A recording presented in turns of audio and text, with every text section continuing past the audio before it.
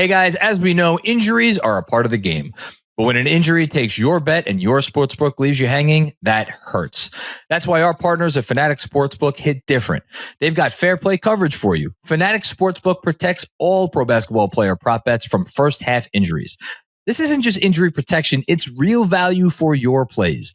Fanatics is the home of fair play all season long. Your old sportsbook, well, they just won't do that. Time to switch. Download the Fanatics Sportsbook app today.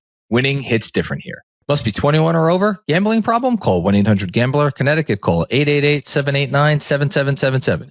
Massachusetts, call 800-327-5050. New York, call 877-8-HOPE-NY. Maryland, visit mdgamblinghelp.org. Not available in all states. Terms apply. See Fanatics Sportsbook app. Hey there, Knicks fans. How you doing? It's your boy Jonathan Macri with you for a very special preseason edition of the Knicks Film School podcast, where we are here to do Claudio Casino. Yay! Jeremy, how excited are you? I'm so excited, John. We gamble from time to time, but how often do we get to bet on the house to deliver us beautiful odds, really over-unders, but it's great. When you talked about betting on the house, it made me think of the Clooney speech. It's not really a speech. It's a Clooney pitch at the beginning of Ocean's 11. And I wish I had that committed to memory. But you think I would by now? I've seen that movie probably about 24 times, but it's a great speech. Maybe next year. So shout out to our friends, obviously, at Fanatics Sportsbook, who are sponsoring us for another year. But we must say that they did not set the lines for today. We're going to introduce the man in a moment who did set the lines. For right now, though, we will remind everybody to go ahead and follow Knick Film School on all of your social media channels at Knick Film School. You could also follow your favorite content creators on here, like myself, Jeremy, GMAC. Our social handles are always located in the descriptions of these episodes. So we encourage that. And we encourage you to support Knicks Film School in any way that you can, whether that is to subscribe to the YouTube channel, turn on alerts there, give a nice subscription to wherever you get your podcasts, and write a review or give us a 5-star rating, or, of course, signing up for some of our bonus content on Substack and Patreon. And with that out of the way, without further ado, I'm going to welcome the man of the hour. This is his 4th year doing this? Let me actually scroll down to see how many lines. Yes, 4th year doing this. 2022 is the first time that Claudio Casino was introduced. And for those who don't know what this very self-involved bit that I came up with actually is. Not self-involved. Not at all. I didn't name it after myself or anything like that. The fact that we have a sportsbook now is awesome. Shout out to our friends at Fanatics Sportsbook. But when we wanted to set hypothetical lines and make predictions for the upcoming season, a fun gimmick is to set some lines, some over and unders for John and Jeremy to select. And each year we come up, me and the team over at Claudio Casino come up with different lines for these guys to make their predictions for. So, for example, remember when Obi Toppin was on this basketball team, and there was this notion that they might play together? There was once a line for how many minutes they'll play together, and I set the line, I have it right here, at 100.5. That line went very under. They played 72 that season, and for some reason, Mr. Macri thought they would go over. In fact, why do I get thrown under the bus right off the bat? It's very easy. In fact, speaking of buses to throw people under, I'm sorry, Jeremy, I have to return the favor. If we look at last year's Claudio Casino lines, you will see, folks, that Jonathan Macri in our 15 lines for 2024 24-25. So this is the 24-25 season. He went 12-3 in his lines, all thanks to an over pick on Josh Hart, 9.5 rebounds. And Josh Hart finished averaging 9.6 rebounds per game last season. Jeremy went 11-4. We usually do about 15 lines. I've got a whole bunch of lines ready for these guys to go over. Before we get into it, the first question. Wait, can you go back to that for 1 second? Oh, excuse me. There was one other thing. Well, Jeremy, you point your thing out first, and then I'll go. I took the approach of if Mikal Bridges plays under 82 games, then so be it. So you took the easy call because he had played every game. And I decided to say, yeah, he's due to miss one this year. So I think that was also where it bit me. Yeah. I just want to point out that I think it's kind of funny that we both got. There's only two things that we both got wrong. There was how many top 5 awards finishes will the Knicks top 5 individual award finishers will the Knicks have this season? And it's hysterical that we both picked the over on 3.5 and they got freaking 1. And it was Jalen Brunson's clutch player of the year win. We should get double for that. Not that it would make a difference. Here's the funny one though. Andrew set the line at 3-point field goals. How many will the Knicks make this season? And I thought 1,100 was like, that was a goodly number. It was a high-ish line. They didn't miss it by that much. We both took the over. They didn't miss it by that much. It was 1,031, and yet the team was what, freaking 27th in 3-point frequency, right? Which, like, I don't know what that says. I guess that we shoot a lot of threes in the league now, but I just wanted to point that out. I thought that was funny. Are you guys ready going into this season for this year's Claudio Casino bets? I mean, I was born ready considering I won last year. So yes, for me, my answer. We start off where we normally start off, and it's with the captain of the New York Knicks, and it's with his 30-point game proficiency. How many 30-point games will Jalen Brunson have this season? For context, last season he had 22. The year before that, he had 36. The year before that, he had 17. So the line is 25.5 over under Jalen Brunson 30-point games. So I think the interesting thing about this, yes, it was 22 last season, and the over under here is 25.5. He only played 65 games. So I'm wondering, and that was, I don't consider Jalen Brunson somebody who gets hurt a lot. That said, Mike Brown is seemingly a more conservative guy. Maybe, I don't know. Maybe is Jalen Brunson sitting back the second half of back-to-backs? I don't think so. But my gut instinct as soon as I saw that line was that it's too high by a maybe close to a handful. So I am going to go under, but I have two pieces of rationale, and I'm curious what you think of them. One, I think obviously it's looking like it's going to be a much more equal opportunity offense where maybe Brunson doesn't have to do as much heavy lifting. But more than, well, that's the big part of it. I think I'm going to go. That's my main piece of rationale is that he's not going to do as much in the offense. And so I'm going to go under in addition to the fact he's going to play fewer minutes. That's the other part of it. It's exactly where my head is at. That's more of a read and react offense, at least right now, where he's going to be playing more off ball. Doesn't mean he won't be scoring, but perhaps the fear that Mike Brown's predecessor had of games slipping away with a few minutes to go is a little different. He has a name, Jeremy. He has a name. He does. He does have a name. And I know you say it to yourself every night before you go to bed, and you can keep doing that. But Our Father who art in heaven, hallowed be thy name. That name is featured on a lot of unemployment lines right now, apparently. Hey, listen, if that's what unemployment looks like, sign me the hell up, man. He's got millions of dollars right now to do not very much except for travel the globe, really the country, to go to collegiate and professional basketball teams. So I'm also going to go with the under just because of the opportunities provided, the minutes, and you never know if there's an injury or something that could occur. Yeah. So in this case, I will go under. Yeah. So we have two unders to start Claudio Casino this year. Interesting. I wonder if my consulting team will take it under review if we set the line a little too low or a little too high. We'll see what you guys end up with at the end of the season. Which brings us to Karl-Anthony Towns. How many double-doubles will Karl-Anthony Towns have last year? Now, he finished 4th in the NBA last season in double-doubles. Karl-Anthony Towns had 58 in the NBA. Only Domantas Sabonis, Nikola Jokic, and one other player that I'm blanking on right now had more double-doubles than him. Karl-Anthony Towns, 58 double-doubles.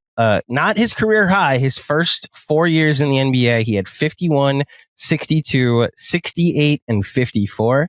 Now, what I will say is in his one full season, 23-24, with Rudy Gobert at center, he played 62 games and had 22 double-doubles. So the Claudio Casino line has been set at 44.5. Over-under, fellas, 44.5. Karl-Anthony Towns double-doubles this season. The three, I don't know, I forget which one of these you didn't mention. It was Jokic, Sabonis, and Zubac. Zubac is the one I didn't mention. Zubac is the one you didn't mention. So, yeah, as you said, Jeremy, you're first on this one. Sorry. I'm going to go with under. And a primary reason I'm going to go with under is I would imagine, especially based on Kat's comments of where he plays, he's a little bit more fluid at the 4, more at the 5. Like he'll certainly see time there, but a lot of the year was also played in the absence of Mitchell Robinson, and perhaps due to injury or just them not playing as much together, depending on how Mike Brown deploys his lineups. Maybe that's an opportunity where where Karl-Anthony Towns has fewer rebounds and he's doing a little bit less on the glass. Then, of course, there's the minutes factor. There's the question of, I'm curious how he's utilized as a big man, because if he is doing more, is one of the best shooting big men of all time. If he is taking more threes than before, I believe he'll be in worse positioning, certainly on the offensive side, to get those rebounds, unless they're long rebounds where he crashes the glass after that. Of course, that doesn't account for the defensive side, where he could play a big part. The Knicks do have some other size there with not just Mitchell Robinson, but also will he and Yabusele see time, and does Yabusele soak up any of that rebounding as well? Hukporti, Josh Hart, any other players where perhaps there's a less physical game for Cat, and maybe that's not something he does quite as much as he did beforehand. So I'm going to go with the under because he has more rebounding help than he did last year, given how badly the Knicks needed center depth through their first 59 games.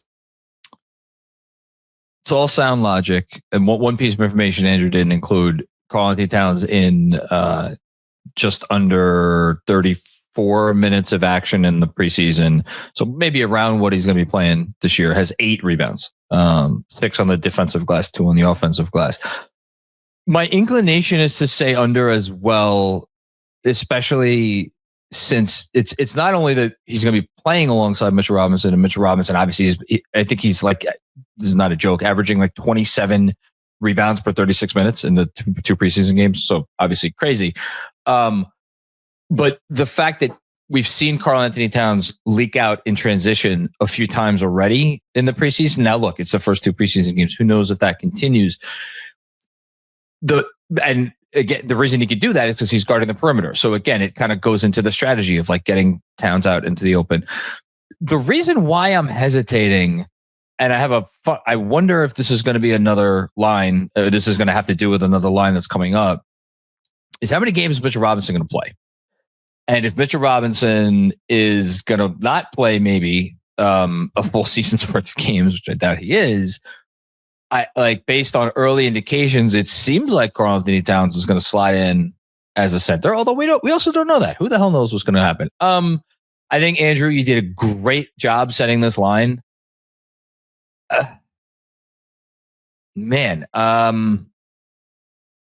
Only 8 players got more than this last year, and 2 of them did it with 45. Sengun and Vooch, and both of those guys are only centers. I'm going to go under. It's a really good line, Andrew. I'm going to go under. What line would the fine folks at Claudio Casino have to put for you guys to take the over? Say I adjust this to 35.5. 35.5, I'd go over because I think there's going to be some Mitch. Do the math. If Mitch misses 20 games, which I think we'd probably all sign up for, but Towns he might not get a double in every one of those games. But what'd you say? 35.5? It's probably 35. Yeah, it's probably about where.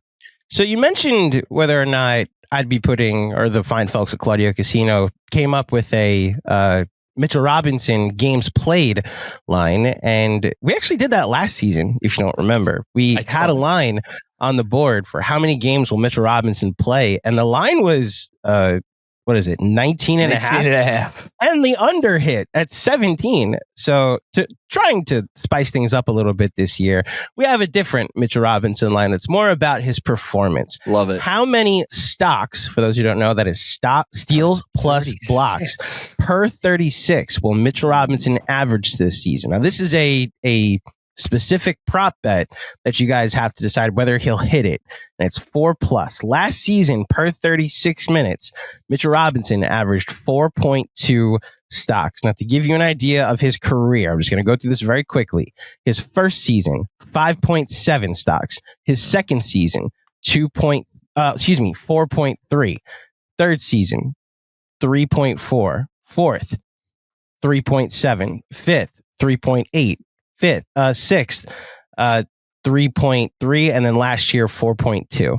So if with an increased role and potentially being a starter for a majority of the season, per 36, are we looking at least 4 stocks per 36 for Mitchell Robinson? So he has not gone over 2.6 blocks per 36 minutes since his second year in league, when he was admittedly a jumpier, less disciplined center. So I think. Wait, what was that? Am I looking at the right thing? Yeah, I'm looking at the right thing. He hasn't gone over 2.6 blocks. Oh, 2.6 blocks. Okay, yes. 2.6 blocks. Yeah. Go ahead. Sorry. Yeah, since the second year league. So I think about like 2.5, 2.6, something like that is maybe the top that we should expect in terms of blocks. So then the question really comes down to, is he getting a steal and a half for 36 minutes? Man, he's exceeded that the last 2 years, 1.7 and 2. The dude had 2 steals for 36 minutes last year. Now, it was in 17 games, but still, that's a good number. Man, I guess I got to be all in on my Mitch defensive, like all defense thing. Screw it. Let's have some fun. I'm going to go over. I don't know if that's a smart bet, but I'm going to have some fun with it. I want to go over. I get the rationale, especially considering last season he was over it. I resent the question, and the reason I resent the question is because it implies that there's no stoppage of time. There's no out for me to suggest Mitchell Robinson gets traded to further piss off Robert Cross, because it doesn't matter. Mitch could play one game when this line is in effect. So you've taken out the opportunity for me to tear Robert's heart out, and I just flat out say no. So why? You're not placing a bet. No, I will place a bet because I'll follow the rules. Consider this, Jeremy. Okay. Technically, if he plays himself into such a high value that he's traded for something valuable at the deadline, this probably goes over, or he probably hits this prop bet. So it's up to your evaluation. That's a good point. That's a really good point. I'm still going to remain in the Robert Cross. I need you to feel angry camp. So I'm going to go with the under on this one. And I look at last season as success, but I also see the 17 game threshold. Of course, the fact that Mitch was so good at blocking shots earlier on in his career, but the rate at which he was fouling players meant he was hunting for those blocks and has done less of that. So then it's really, is he getting into the lanes of is he getting into passing lanes? Where are the deflections? Is it the steals that comes into play? And he's obviously going to be an active defender. I still believe in the block portion of it, but I think the steals portion comes down to earth a little bit more. And of course, with per 36, doesn't have to, it's not per game. It's aggregated over the per 36 times. So I'm still going to go under, strictly out of spite, respect for Mitchell Robinson, but spite, respectful spite for Robert Cross. And I'm hitting the under. If the fine folks at Claudio Casino were to set a Mitch games played for the Knicks, now that's the wording I'll use. Games played for the Knicks this season, let's set it at 59.5. Hypothetical, not an official Claudio Casino line. 59.5 over under. Now, he's hit this 3 times in his career, hasn't hit it more than once in the last 5 seasons. So would you take the over or the under? Shout out to the Knicks award-winning medical staff. I'm going over. I would take the under because the Knicks would not be playing 59 games by the time the trade deadline rolls around. So with the assumption for Robert that the Knicks trade Mitchell Robinson, it means that he would not physically be able to, even if he were healthy enough, which he won't be for every single game, he would be under. So as a result, I will continue by going the under. Can I throw something out there real quick? Of course. Yes. We've already heard, I think it was Mitch. I don't know if Mike Brown has been asked about this in the preseason. I don't think he has. We've already heard Mitch be coy about whether or not he's playing back-to-backs. The Knicks have, what do they have, 12 or 13 back-to-backs? It's something like that, whatever it is. It's entirely possible they've already decided he's not playing in back-to-backs. If that is the case, it's going to be essentially, he's going to be like a minor injury away from being disqualified for all defense player of the year, like all that stuff. I wonder if that's been that's a dicey one, because I wonder if how that's being discussed behind this. I mean, this is a whole other category, but like that's the sort of thing that like certainly could up his value. And if he's not qualified for those awards because they have a plan in place for him, I wonder how that's being handled behind the scenes. That's all. Do we know his unlikely or likely bonuses, if anything like that? All defense? Nothing has. I don't think he has any in this contract, but like I wonder, just like he's a guy who's an impending free agent. I wonder. That stuff matters regardless of if you have a bonus or not. So I don't know. I don't believe he has any bonuses in this contract. Interesting. So we'll see what happens with Mitch, who is right now a front runner to be a starter this season. Somebody that started the majority of last season was Josh Hart. Here we go. It does not appear he's going to be a starter, at least one of the primary starters at the beginning of this season. But as John just mentioned, he might miss some games. Maybe Josh gets some starts, and we'll see how many minutes he might play, which is where we're going with this line. How many minutes will Josh Hart average this season? The line is 29.5. Josh Hart over the last few seasons, specifically in a New York Knicks uniform. Last season, 37.6, led the NBA in minutes per game. The year before, 33.4. And then here's the key. As a reserve for the Knicks, in which he only started one game before the playoffs, Josh Hart averaged exactly 30.0 minutes per game. So now, new coach, new philosophy, less need for Josh Hart from a head coach. We now see under Mike Brown and ask you guys from Claudio Casino, how many minutes will Josh Hart average this season? Over under 29.5. Mr. Go. I'm going to go with over. I think it's going to be shade over. I understand that there's a risk of him playing fewer. It's really just going to be a question of comfort. Of course, I mean, I know that minutes are going to be more spread out. I would imagine there's trust for these players and a reliability. And I would imagine Mike Brown finds that in Josh Hart, probably not in the way that Tom Thibodeau did before. And Josh has talked even before about, hey, playing us fewer minutes can lead to better results, but I'm going to go with over, and it's probably on the higher side, but I think I'll take it. Not because of what he's done in the past, but just there's going to be someone who's relied upon. There will be injuries. We don't know who the next man up is. We don't even know who the starters are. It could be Josh Hart. It doesn't also matter who starts. It's also how you finish. But I think in terms of backups, OG Anunoby, maybe not the healthiest. How is Josh Hart used? Are the Knicks shifting up and putting DEUCE in there? Is DEUCE already there? They basically saying we've got a front seven, and the two players who would slot in are Mitch or DEUCE. Not really sure. I guess it would be 6 in that case, but Josh Hart being the 7th, I think he will still gain trust, or has earned trust as a veteran. So I'm going to go with the over.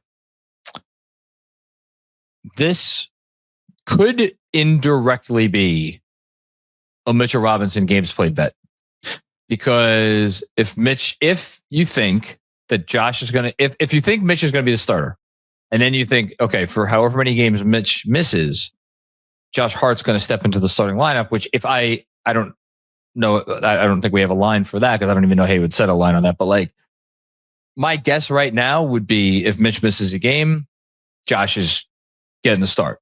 as opposed to DEUCE. That's just my guess. Who the hell knows? And if Josh gets this, if let's say Josh starts every game, Mitch misses, and Mitch misses 30 games, and he averages 32, 33 minutes in those games, and averages 28 minutes in all the other games he plays, then the math, it gets a little closer. On its face, looking at 29 and a half, I'm like, oh, it's going to be under, because there just aren't enough minutes to go around for this team. But thinking about the missed games angle, you went over? I went over. I'll go under. I'll go under. I don't feel great about it. It's a really good line. I think that's the right line. I don't feel great about over, to be clear. So I think that shows this is a fair amount. Yeah. So nice job, Andrew. I will just say on behalf of the consulting team, Jeremy actually hit where this came from. This wasn't a Mitchell Robinson games played line. OG Anunoby played way more than I think many people would have expected him to play last season. So if he plays great call 60 games, I am assuming that he will be one of the first off the bench. We'll see if Mike Brown would rather not have Cat, Mitch, and Josh Hart. But if there's a back-to-back there, I think Josh Hart might start 10 to 15 games this season. In the postseason, the preseason, what we've seen already is him play a lot of 4. So if he's already the backup 4, that means he's the next man up. If you're 4 or you're 3, go out. Or alternatively, to any of that, will Mike Brown do what he did occasionally in Sacramento? Thinking back to your conversation you had with Brendan Nunez, and OG Anunoby's out tonight. Landry, Shamet, you're up. Yeah. Like Mikal slots over to the 4 or something. Like, who the hell knows? We don't know. So, John, you went over or under? I'm going to go under. I don't feel great about it, but neither of us do. So, well, we'll see what the offense looks like this year with Josh Hart, with Mitchell Robinson, and with Mikal Bridges and OG Anunoby. The next lines combines our 2 wing stop legends. How many points per game will OG Anunoby and Mikal Bridges average combined this season? The line is 35.5. Last year, OG Anunoby averaged, as I refreshed my screen, OG Anunoby averaged 18 points a game exactly. Mikal Bridges averaged 17.6. That means they combined to average 35.6 points per game. Now, there was a month that Jalen Brunson didn't play, and both of them saw a lot of usage, which boosted these numbers. But Mr. Share the Ball, Share the Wealth, Mike Brown may create more opportunities for these two. And you never know if another injury may come about this season. So the official Claudio Casino line here, again, how many points per game will OG Anunoby and Mikal Bridges average combined this season? Over under, fellas, 35.5. I think it's about the right line. And yet I will say that I think it's a pretty easy over for me. If it was 2 points higher, I'm not sure how easy it would be, but I think it's an easy over because I think teams are going to score more than they did last year. And I think these 2 guys in particular are going to, it would surprise me if combined they average fewer points than they did last year. I agree. See, here's the thing. If it's 35.5, we're basically saying that we believe that at least at minimum, they would each average around 18 points per game. And then if you shift it in one direction or another, okay, so let's say Bridges averages 20 points per game. In order for this to not convey, it means OG is only averaging 16 or really 15. So you're saying if one of these guys takes a step up in scoring, so you're really, if you're betting the under, it's like you're making 2 under bets instead of 1, right? In a sense, yeah, right. Like, okay, flip it. Let's say is Bridges going to have 15 while OG has 20? I think there's a sweet spot for both of them. It's a good line. I'm going to go with the over. I think it'll be closer to like 36.5, 37. But the other thing I will add here is I think Bridges has looked more confident and the shot has looked better in terms of compared to last year where it was oh my God, what is Mikal Bridges' shot looking like? And how is he going to hit shots? And maybe one day he'll hit above the break threes, but still finding those corner three looks, that is where I think will benefit them from the jump. And I think we're going to see more pick and roll action with Bridges as well, lead to more points. So I'm going to go with the over. I've just been consulted by the Claudio Casino team. We have a new line, an updated line, gentlemen. What's the new line? Since you both were about to go over on 35.5, the new line is 38.5 from Claudio. All right. So screw you. Over under. I was just about to make this point, and this is why I'm going under this. I forgot one important stat. OG Anunoby last year, 36.6 minutes a game. Mikal Bridges last year, 37 minutes a game. I would expect both of those numbers to be around 34. And so it's not just that they have to, it's like if you do that math, yeah. So with this line, if he had set the new line at 36, no, you're not setting it at third different thing. It's 38.5. I'm going under. Final answer. Done. I will go under 38.5 as well. As I said, I could see 36.5, 37, 38.5 is a Bridges too far. That's a bridge on the River Kwai. Mm-hmm. Look at both of you. Mm-hmm. I don't have a bridge pun. I wasn't prepared for a bridge pun. I'll just jump off of it then instead and go to our next question. Our next Claudio Casino line does involve Mikal Bridges, does involve OG Anunoby, and it involves maybe a lineup that some people have wanted to see over the past 365 days, maybe since they traded for Karl-Anthony Towns or after they watched 1,800 possessions of Josh Hart plus the starters and wondered just maybe what would happen if we saw DEUCE. Can I guess? Hold on, before you put it up, can I guess? Did you set it for possessions or minutes? Possessions. Non-garbage time possessions. Can I guess what you set it at? Sure. 299.5. So the next line, how many non-garbage time possessions will Jalen Brunson, Karl-Anthony Towns, Mikal Bridges, OG Anunoby, and Miles Deuce McBride play together this season? The lineup, as they call it, played 83 possessions, non-garbage time during the regular season. Gangbusters net rating, but small sample size. So maybe we get a bigger sample size. We've already saw it more in the preseason than we did all of last season. That's only somewhat exaggerating, but not completely exaggerating. The line is 199.5, fellas. Over under. Jeremy? I'll go over. I was about to say, you kind of know which way I'm going. So. I do. Well, considering how it was 299.5, I will go over with this. Part of it is hope because I would like to see this. And part of this is just I feel as though this is the type of lineup that someone like Mike Brown would enjoy. I mean, you've got multiple corner options. 4 guys in this lineup can hit corners, and the 5th is working on it right now. They're going to be moving all across, a lot of read and react offense like we talked about. They'll probably do more organized play as time goes on, but just to get a feel for each other, I'm sure as long as they stay healthy, and the assumption is Bridges plays 82 games and that Brunson can stay healthy, and same with Cat as well. So it's, to me, this is more of a, will they be a healthy squad?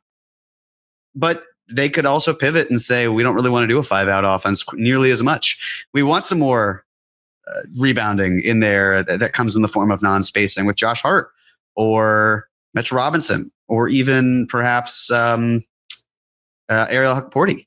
Is Yabusele going to see time? And if so, how much? Is he going to play more than, say, 24, 25 minutes per game? So I know this is possessions. I will hit the over and say that this lineup runs over 200 possessions. Man, if this doesn't hit the over, there are going to be some people in their feelings out there in Knicks land. I think it's over. I mean, yes, Andrew. I'll be one of them. Just the people he's alluding to, that I would be one of them. I would just wonder. I would ask why. If it hits the under, I know. I mean that completely seriously. I would ask why, because I never had to ask why with Thibodeau, because we know the answer why. He wanted size. He wanted certain amount of size on the floor, and he only compromised on that tenet when he literally had no other options. So I don't think Mike Brown is wired quite this. I don't think he has that like prerequisite as due to the fact, or as evinced by the fact that we have already seen multiple stints of 3-guard lineups in the preseason. And I don't think he's just, he's doing that to fuck around. I think he's doing it because he's like, okay, this is how we want to play. So if size is not the prerequisite for Brown than it was for Tibbs, then again, why would we not see this lineup more, barring, obviously injury or something? So I over for me. I hope very much with my heart that this isn't over. Now, this is not a starting 5. I don't think it's a starting 5, at least. I actually don't care if it starts, even if it would be my starting 5, because I think there's a lot to offer from Mitchell Robinson. But we are kind of dancing around what the Knicks might do if they need a starter. And they were blessed with some good health last season, which is why this next question is all about their reserves that aren't any of the top 6. And I'll say top 6, including Josh Hart. So it's the 4 main guys, Josh Hart and Mitchell Robinson. And we're just going to ask the question, will the Knicks be blessed with the same health they had last year, or will they not be? And the way we'll ask that is by asking, how many combined games will Miles Deuce McBride, Malcolm Brogdon, Ariel Hukporti, Landry Shamet, and Jordan Clarkson start this season? Some data for you. Miles McBride last year started 10 games. Precious Achiuwa started 10 games. DeLon Wright started 5. Campaign started 5. Jericho Sims started 5. PJ Tucker and Ariel Hukporti each started 1. And then for good measure, Mitchell Robinson started 3. I believe that comes to about exactly 30 games that we're talking about. The line for the over-under here is 39.5. So because Hart is not among the listed options here, to me, it makes it, here's what makes it so tough. You could have set this line at 19.5. You could have set it at 59.5, and I would have thought both would have been difficult decisions. 39.5 is a difficult decision because not only do we not know about the health part of it, but it's not to repeat myself, but what we referenced before about we don't know what Mike Brown is going to do if one of his main guys has to go out. Is he just going? Is it the sort of thing where whoever has to miss a game other than Jalen Brunson, like right? Because then Josh Hart maybe gets to start. You're 100% right. I'm going to put up the lines again from last season.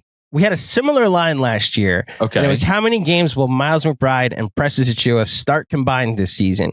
The line was 49.5 because they both combined cruised past the over. Last season's health was unprecedented. So we're basically asking through this line, yes, they could have the same health, or if one guy's out, you just go to the other 6th starter. But there is a world where they don't have the same health success. I'm not wishing that. I'm not putting that into the universe even remotely. I'm just saying there may be a world that they need to go deeper into their bench. This is 6 guys that I listed. We're talking 10 here, 12 here, whatever. I'm just wondering if that's the direction they go.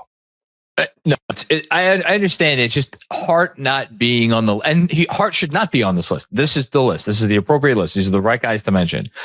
But that's what's jamming me up. Man. Jeremy, you want to skip me in line? Do you have a bet? No, it's your turn. You go, buddy. I hate you. I will. Brogdon, Hukporti, Shamet, Clarkson. Yabu's also wait, hold on. Should Yabusele be here? He should be. 1 second as I consult with the fine folks at Claudio Casino. I'm just asking questions. I wasn't shaking your head at you. I was shaking your head because I was fully prepared to say, who's not here? Okay. GERSCHON Yabusele. Cool. Are we keeping the line at 39.5? Keep it at 39.5 and add Yabu.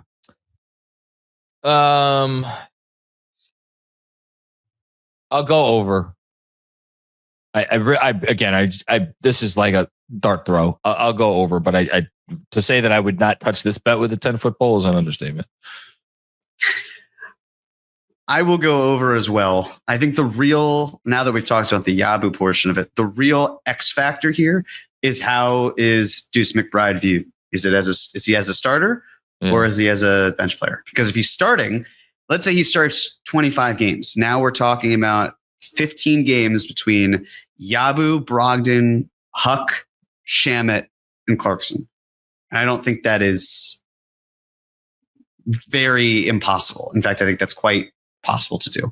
So I will go over, considering that we have 6 players on this list, and they would need to average between the 6 of them a little more than 6 games played per person. It's man, it's really tough because there's all the different combinations that you could. Hukporti starting games for Mitch, that would. But if we knew now that Hukporti was going to start games for Mitch, then the line would be way too low. But we don't know that. So there's also a world here where the first lineup that we see could be swapped out, and then the second could be swapped out, and we could keep churning through starting rotations. I don't think that's necessarily going to be a Clarkson or Brogdon or even a Hukporti type of play. It's probably not going to be a Yabu play either. But yeah, maybe there is an opportunity where there's an injury and the Dadier experience, but I don't think that that's going to be the case. I think it's going to take injury or it's going to take rest in order for this to be the way. now I'm already doubting myself. No, all right. What did I say? I said over. All right, over. Quick break to tell you about our friends from Cornbread. Guys, I'm not as young as I once was, but I care a lot about maintaining my physical and mental wellness. Cornbread hemp CBD gummies are a huge part of my wellness plan, to the point that it has made every bit of difference in just me getting up and feeling like my best day in and day out. If you've tried everything under the sun for peace of mind, it sounds like it might be time for you to try Cornbread Hemp's CBD gummies as well. The best part is they are formulated to relieve discomfort, stress, and sleeplessness, and all products are third-party lab tested and USDA organic to ensure your safety and their purity. Right now, Knicks Film School listeners could save 30% on their first order. Just head to cornbreadhemp.com/KFS and use code KFS at checkout. That's cornbreadhemp.com/KFS and use code KFS. I want you to hear the wording of this line because it's very important. How many different events will a Knicks player or coach participate in during All-Star Weekend in Los Angeles this year? The line is 3.5. Karl-Anthony Towns and Jalen Brunson were starters, so they both participated in the All-Star game.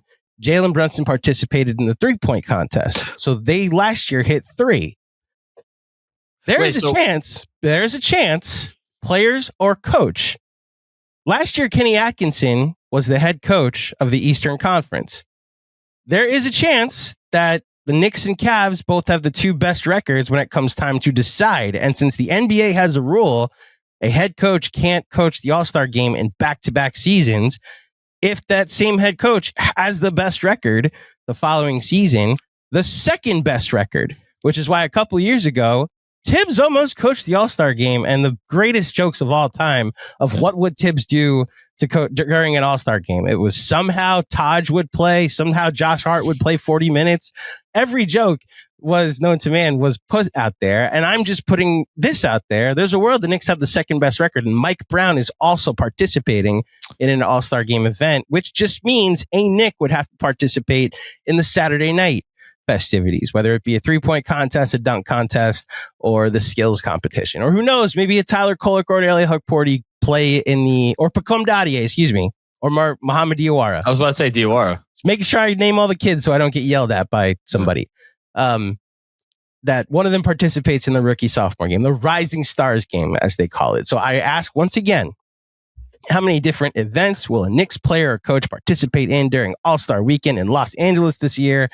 Over under, fellas, 3.5. And just to clarify, if multiple Knicks participate in the All-Star game, that counts 2 towards this. It's not only 1 because the wording is how many different events. Okay. It's different events. So if... Again, if Kat, Brunson, and Mike Brown or a third Knick All-Star participate in the All-Star game, you hit this. Okay. All right, Jeremy, you're up. I'm going to go with over. And I think I'm going to go with over for a couple of reasons. Number one, if you believe that Brunson and Kat with health are in the All-Star game, that's 2 right there. I totally with you in terms of the Kenny Atkinson problem and the teams in the East where the Knicks, you would hope at least are a top 2 seed. And if the top seed is Cleveland, then that's not viable. Let's see what else. It's per event. So Brunson had a pretty lousy 3-point contest last year. I could see him trying to undo some damage there. I don't think that he will be participating in the dunk contest, but someone might, although on this team, not entirely sure. In addition to that, it could be that Cat participates in the 3-point shooting contest. Could be a big man. And then there's the other factor, which is, I'll say minimal, but not 0.0%, which is, John, if the Knicks decided, and there was a quote about this recently, where we've talked about Giannis Antetokounmpo, where he said, hey, look, my goal is to win here in Milwaukee, but if I change my mind in 6 to 7 months, I'm entitled to that. And do I think it's likely? No, I don't think it's likely. But hey, if I'm going to take the over, why not just increase my chances and stack the odds here? So I'm going to allow for that extra person to be there. So I'm going to go with over. I'm going to be optimistic. I'm just looking at the skills challenge from last year. It was Team Cavs. There were 2 Cavs. I don't remember. I didn't watch this. Team Cavs, Team Spurs, Team Warriors, and then Team Rooks, where they just pulled 2 rookies, Ricochet and Sarr, together. This is where the Spurs cheated. I've no. Do you remember this at all? Yes. I didn't consume a single ounce. Okay, of All-Star. you went on vacation. We both went on vacation. I completely get it. Yeah. So the goal of the skills competition is to get through the obstacle course. Yeah, I know that. Right. So 2 different people have to get through as fast as possible, but not, and basically every checkpoint you get to, you have to like hit a bounce pass through a net, throw a chest pass through a net, make a free throw. Yeah. And it's not contingent upon you have to make it. You get 3 tries on each. And if you don't get it on the 3rd try, you just move on. And Chris Paul and Wemby asked, so you just got to finish the fastest. It doesn't matter how much you, like whether you make it or not. And what they decided was just go to each station, throw the balls off real quick, and then go to each station. Like they both finished in 10 seconds. It was like, that feels like cheating. And for the first time ever in a skills competition, a rules judge came over and said, you guys are disqualified. And there's just this great picture of 40-year-old Chris Paul and 20-year-old Wemby sitting next to each other, like they are waiting for the principal to tell them how long they're suspended for. So it was very funny. Maybe I'll watch the All-Star game this weekend, or the All-Star weekend this year. I'll go over. Off chance a third Nick makes it, decent chance. Because here's the thing: if multiple Knicks are in the game, they'll get either Cat or Brunson to do the skills, not skills. Well, maybe they will have him do the skills challenge, but they'll get maybe Cat does the 3-point shootout this year. Who the hell? So I'll go over. I think this is the right line. If you had set it at 4.5, I would have gone under. So next up, we got a fun one that we usually do each year. How many times will a Knick score 40 points in a game this season? The line is 11.5. Last year, 10 different times a Knick scored 40 points in a basketball game. The year before, I believe, was 13, and the year before that was 11. So the line this year, as they've averaged about 11.5 over the past 3 seasons, is 11.5. How many of these will Jordan Clarkson get? 11.5. For the record, because of your question about Clarkson, it's points, not field goal attempts per 36. Thank you. It was only 10 last year? Last season, Jalen Brunson. Let me go through it. Jalen Brunson had 1, 2, 3. He didn't have a lot. Jalen Brunson had 3. Karl-Anthony Towns had 5. Mikal Bridges had 1. And OG Anunoby had 1. Keep in mind, Brunson was injured. So if you believe in his health. It's a good line. It's a good line. For that context that Jeremy's talking about, the year before, they had 13. Brunson had 12 of them. I was about to say, Brunson had like all of them. Dante DiVincenzo had the other one, just for the record. Didn't Fournier have one of them? So that's the year before that. Okay. That's actually 2 years before that, during the 21-22, because he did it during the game Brunson wasn't part of the team yet. Right. I can just tell you how many during 22-23. And it was Probably a again, single 40-point games. It's 11. No, 11. Oh, wow. Okay. Jalen Brunson had 3. RJ Barrett had 1. Jalen Brunson had 4. RJ Barrett had 1. Julius Randle had 5. And Emmanuel Quickly had 1. I'm not going to believe this. I'm going to go under. I think it's a good line, but I'm going to go under. I was hoping you'd go over so that I could say under. I'm going with under. No, it's your pick. Just for talking about a more egalitarian approach on offense, then it would inherently suggest probably going to be fewer ISOs and then go under. So the next line we're going to go to is about award finishes. And again, last year the line was 3.5. I hate these. I don't think I've ever won this bet. And the only one that finished in the top 5 was Jalen Brunson finishing first in clutch player of the year. The line this year, how many top 5 award finishes will the Knicks have this season? And it's 2.5. Excited to see what Jeremy does here. How many top 5 award finishes will the Knicks have this season? Andrew, you want to run through the categories? So the categories are most valuable player, rookie of the year, defensive player of the year, sixth man of the year, most improved player, clutch player of the year, coach of the year, and for good measure, executive. I was about to say is executive of the year. Okay. I'm going to go with the over. Okay. That's a lot of categories, I know. But if this team, I feel like Leon Rose has really never gotten props when it comes to the voting. But if this team is as good as many think, then you have to think he gets a top 5 finish.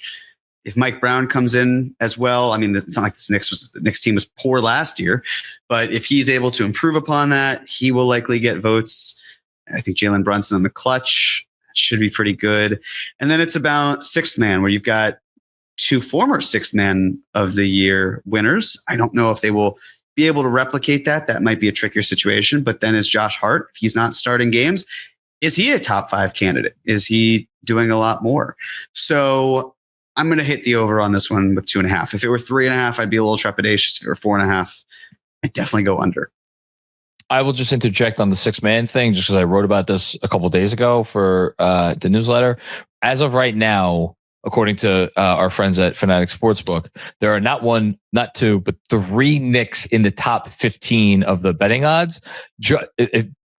This might come as a shock to a lot of people listening. Jordan Clarkson is currently again, just for Fanatics, and he's pretty high in the other books as well, the 3rd betting favorite, which is, I'm not even sure if he should be top 3 on his own team.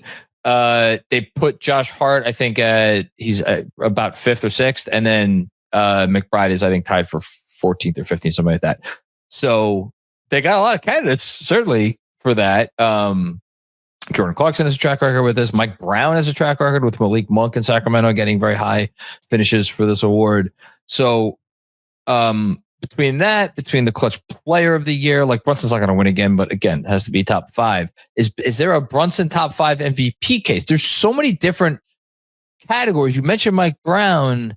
Like the Knicks would have to outpace expectations by so much for him to get genuine consideration. But like, let's say they won 55 or 56 games, he's probably getting top 5. If they won the East, he's probably getting top 5. And yet,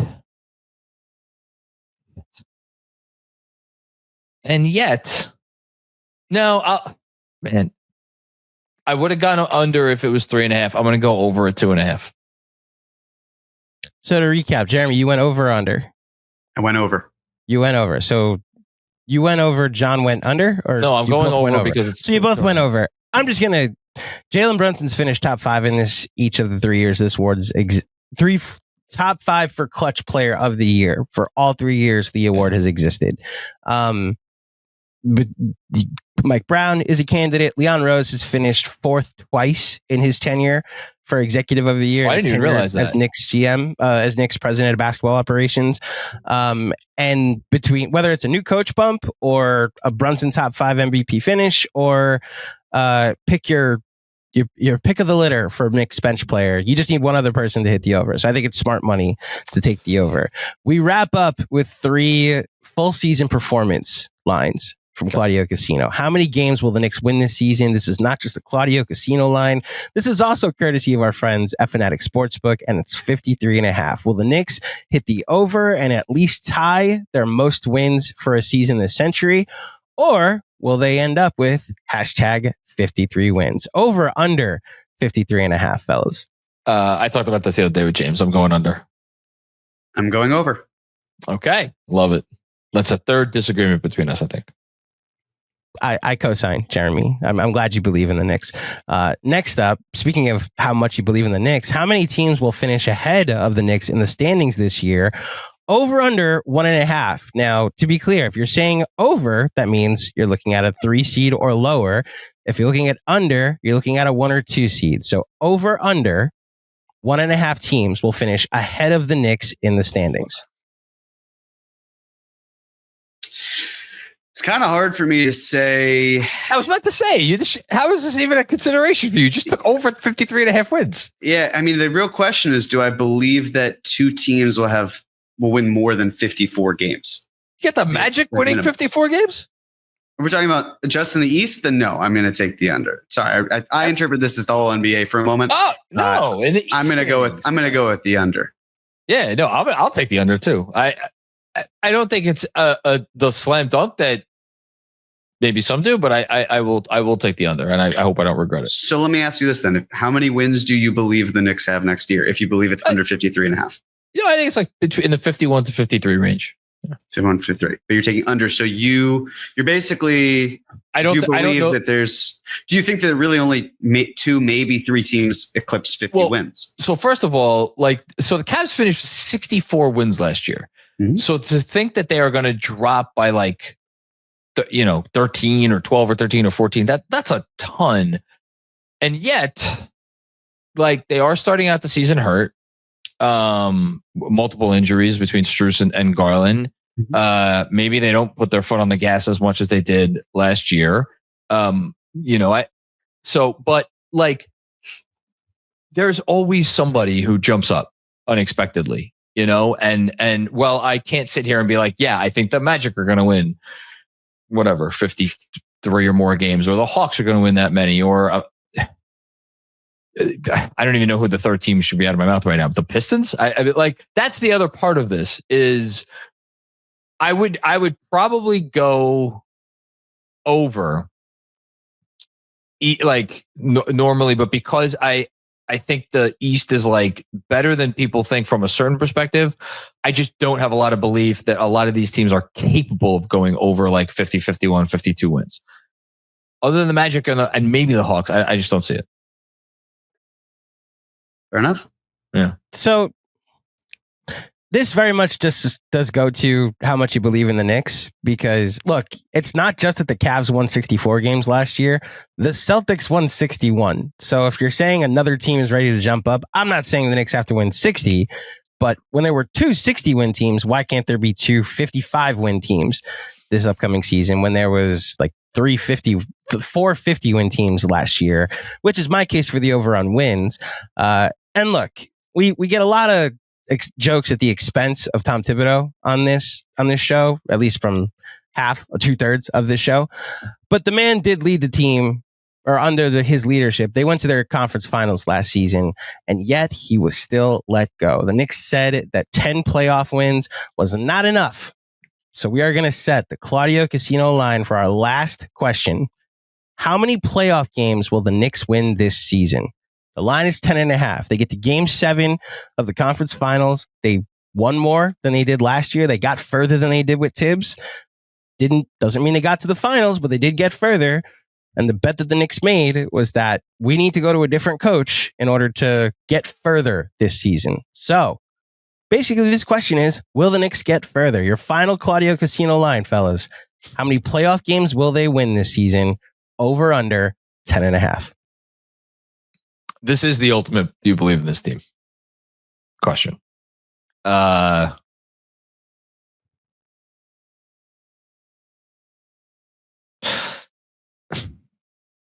Against my better judgment, I'm going to say over.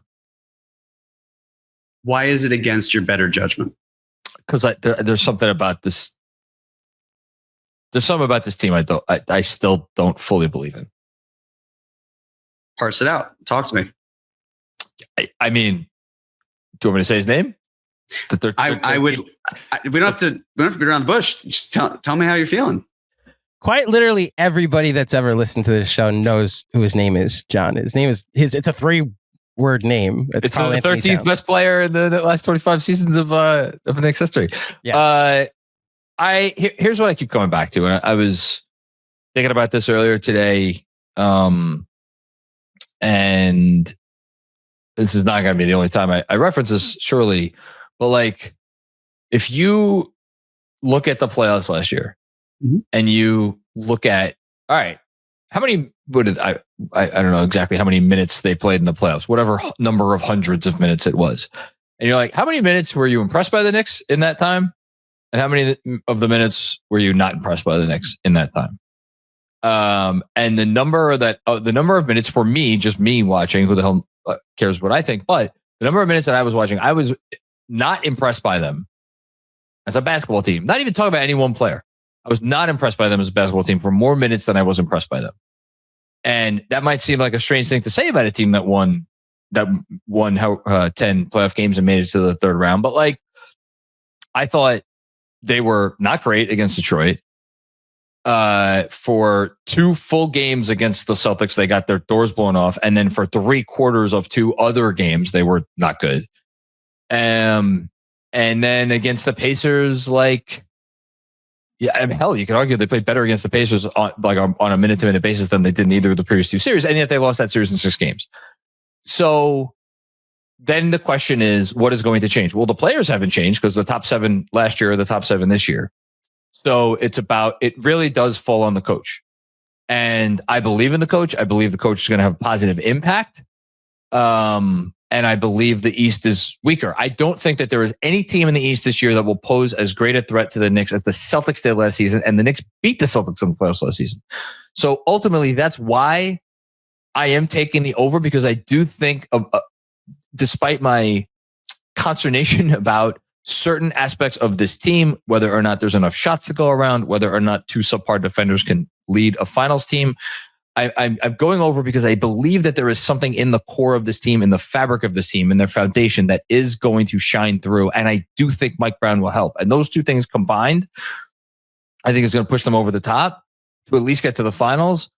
But if you're asking me to talk it out, there are just things in the fabric of this team that I still question, and that I don't know if I can sit here and be like, yeah, let's go. It's a title, baby. Which is, that's where I'm at.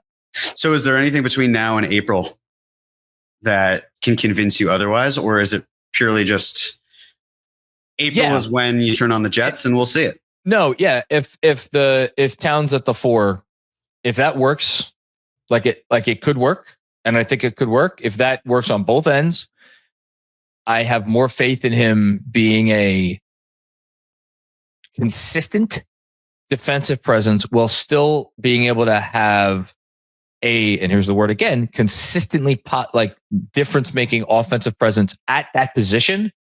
That'll absolutely. So yeah, it does come down to Towns, but like in that specific way.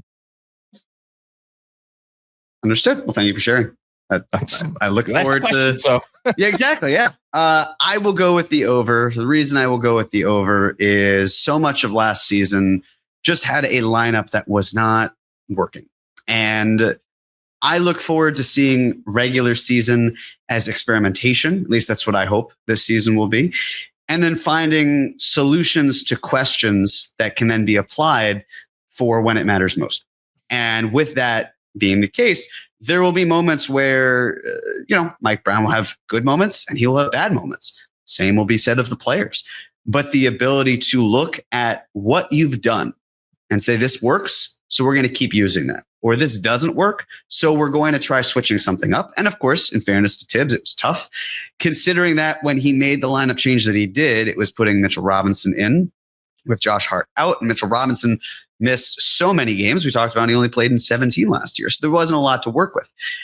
Health is certainly going to be something that would be an afforded luxury, but the Knicks have more depth this time around. So if someone's not giving you what you need, the hope is great. We can do a quick trigger and pull, and then we've got something new. And depth was also something that Indiana had. The Knicks simply didn't.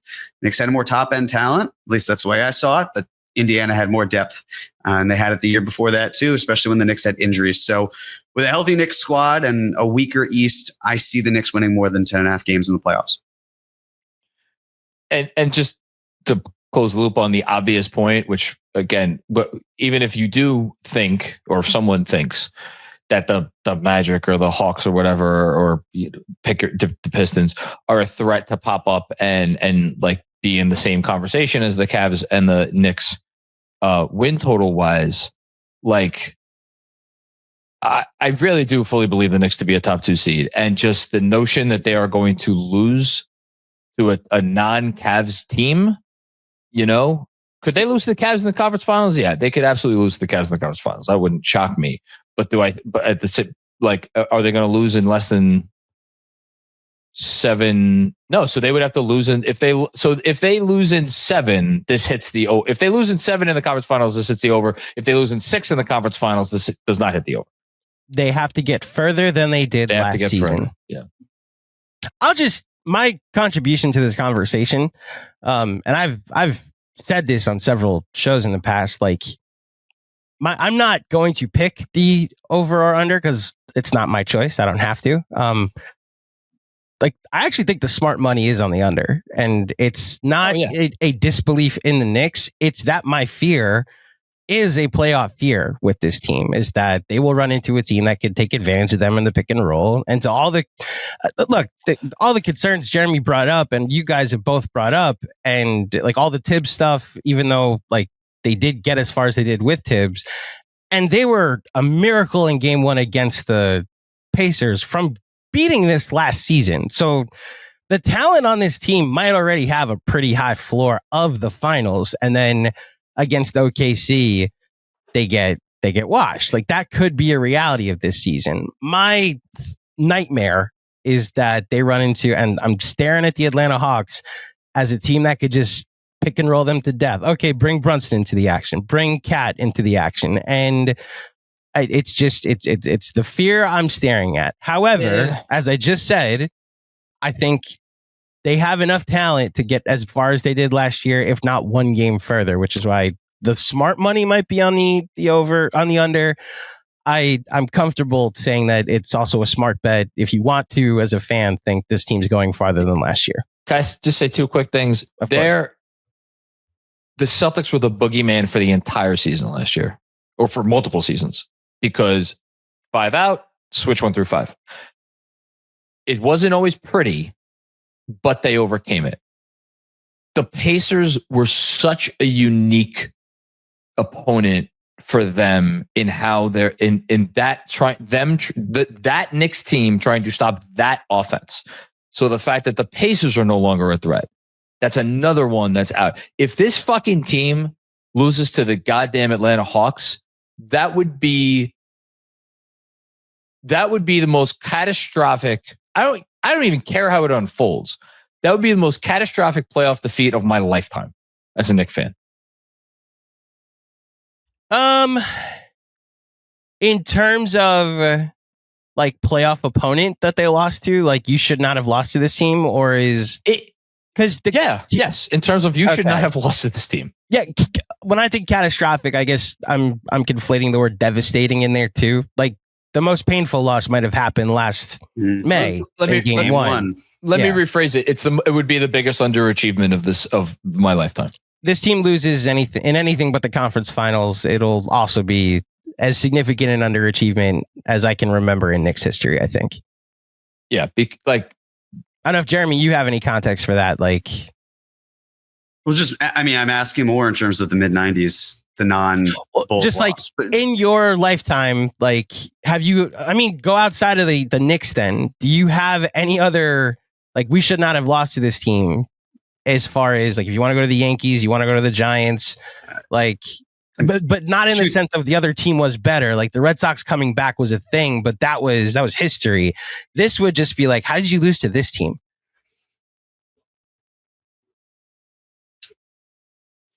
there's probably a Yankees playoff series loss that makes a lot of sense. We're just like, really? You blew it to that team? Yeah.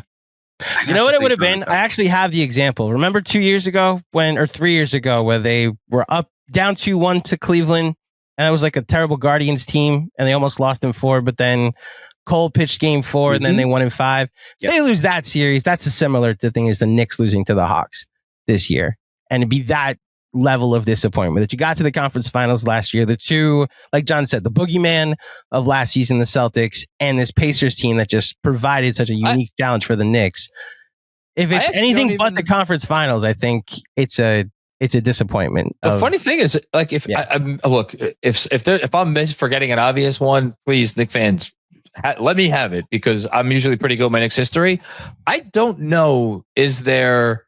I only have one, by the way. I only have one. And it's the Raptor series that they lost to but that had Vince Carter and Tracy McGrady, and they ended up taking AI and the Sixers to 7. Like, there is really a series that the Knicks went into the series where they're like, oh, this is going to be not a cake, but like the Knicks will find a way to win this series 100%. Like, you want to go back to last year against the Pacers? That Pacer team took the eventual champs to 7 games. Like, and they had something going on with them that was like, just, it would, you don't see it in sports very often. Like, I don't know. I'm telling you, whether it's the Hawks or the Magic or pick any of these teams. It's just looking through the year by year, because I try to forget these where I can. The Giants losing to the Packers, even though they're the same record. Oh, I remember that on the road, getting walloped 38-13. That was pretty brutal. There aren't a lot of Giants playoff games for me to actually have to have cared about over the last. That's the Odell. 15 years. That's the Bo Cruz photo, right? Yes. Yeah, where they went on vacation in Miami and then came back. The only reason I counter, or actually the after. Sorry to drop, but just go ahead. After Plaxico shot himself.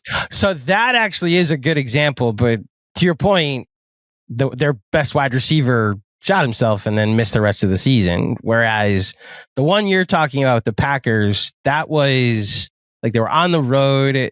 Rodgers was on a heater. Like, the Packers won their last 4 games, and then the Packers beat the Cowboys the next week. So they ended up going to the championship game. I think the spirit that we're going here, and again, to put up the line, do they get as far as they did last year? And I don't think, outside of an injury, I don't think there's any excuse for this team not to get as far as they did last year. So if they don't, and this under hits, it's one of the more disappointing seasons in Knicks history, if not the most disappointing season in Knicks history. I'll just say the obvious thing again. The last coach got to 10, and he's out of a fucking job. And the context we use, like, Jeremy, I know where you're going with the short. Yeah. Like, there were things throughout the playoff. You mentioned you watched most of the playoffs, right? Now imagine if they're deployed differently, and we start to like watching full playoff games. But having said that, they did get as far as they did last year, and that wasn't good enough. So if the Knicks are literally saying that's not good enough, then getting anything but as far as that is not good enough. So I think they've set that standard. Quickly, you know who hate watched a lot of playoffs games for 2 straight years? Was Cavs fans. And then they found salvation last year. And how did it go? Now, you could tell me that this team has an underlying something about them that Cavs team couldn't fathom in their wildest dreams. And I hope that's the case. And I believe that's the case, because that's why I'm picking the over here. Yeah. Because but who knows? It's the Kenny Atkinson quote that keeps standing out about how the Cavs weren't mentally prepared. Yeah. The Knicks in their DNA is still Tibbs focused. And I think that's going to pay off for them. And at least that's what I certainly hope pays off for them, because the Cavs, especially when they were bounced, when they were coached by Bickerstaff, they didn't get further than they should have, or at least how they felt they should have. So they weren't battle tested quite in that way. So when Atkinson has a more like, oh, we can go 9 or 10 players deep for most of the season comfortably. And then you get to the playoffs, and then you find out, well, these guys, they can't rest on their laurels because there really weren't many, and they weren't as tried, because when they were tried, they actually wilted. The Knicks are a different story in that they've got players who have been pushed by Tibbs, and I think that's fantastic. They also have players who were pushed by Jay Wright, for example, and know what it's like to play in those games. The Cavs, most of their players, if not all of them except for DeAndre Hunter, really don't know what that's like. So I would certainly hope that the mettle that they've had over the years, that's where it plays out and plays well for them compared to what that Cavs team had to go through. The Cavs still have not gone through the gauntlet and then said, hey, this is how we can rebound from it. Maybe that's this season, but they still haven't surpassed the point where the Knicks have surpassed. To Jeremy's point, the Cavs haven't even gotten this far. No, they have not. It's look, if this Knicks team, if this group of talent has a commonality of purpose this year, they're going to make the finals. There's not a question in my mind. Because we're all big enough sports fans to have all read the post-mortem stories about teams that either win the championship or make it to the cusp of the championship, and they all talk about how right from the opening of training camp we got together and we said, "Hey guys, we get you're smiling because we've all read the same shit. Mm-hmm. It's all similar. If this Knicks team has that, book your tickets now. We're playing into June. There's no question in my mind, but they have to have that. And if they don't, then we're going to be sitting here talking about, boy, how did we hit the under on this bet? Oh, well, that's why, And that concludes the 2025 edition of Claudio Casino. We will do a mid-season check-in around the All-Star break and see how everybody is doing. And then until next year, thank you, everybody, for taking your annual trip to Claudio Casino. Do you want me to sign out, or was that the sign out for this? No. You could now sign all the way off. You're good. Thanks, everybody. Thank you, Jeremy. Thank you, Andrew. He puts a lot of time and effort into this, and it's a lot of research and it's a lot of work, and he does a fantastic job. Not thank you, Andrew. Thank you to what did he keep referring to them as? The committee? So this is a verbal crutch I have. It's consultation, but it's also consulting firm. So it's like a consultation firm, but it's also a consulting committee. So I don't know which word I go into the sentence trying to say, but my crew, which thanks to them. It's all three of us, me, myself, and I, that go and come up with these lines. Shout out to the fine folks at Claudio Casino. Yes, and shout out to our real sponsors over at FANATICS Sportsbook. Obviously, wager responsibly, but we're really, again, thrilled to partner with them all year long and have some fun with our real life wagers over the course of the next 82 games, and then hopefully some playoff games after that where, yes, we hope the Knicks will win more than 10.5 of those. Thank you, Jeremy. Thank you, Andrew. Thanks, everybody, for checking out another episode of the Knicks Film School podcast. We will be back with more fun and games before you know it.